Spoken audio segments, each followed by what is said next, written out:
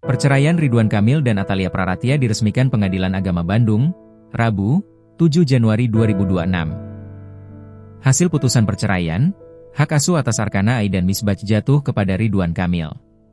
Tak mendapat hak asuh atas Arkana Ai dan Misbach, Atalia Praratia membagikan potretnya bersama sang putra angkat.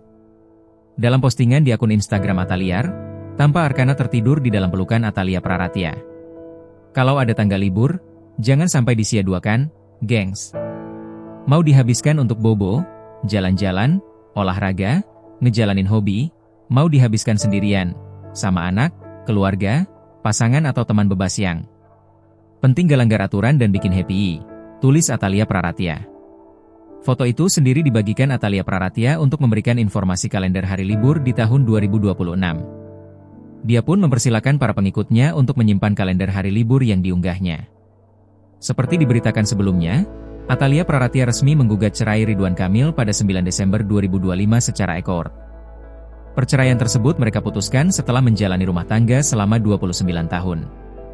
Hasil dari putusan cerai Ridwan Kamil dan Atalia Praratia pun menyangkut hak asuh anak.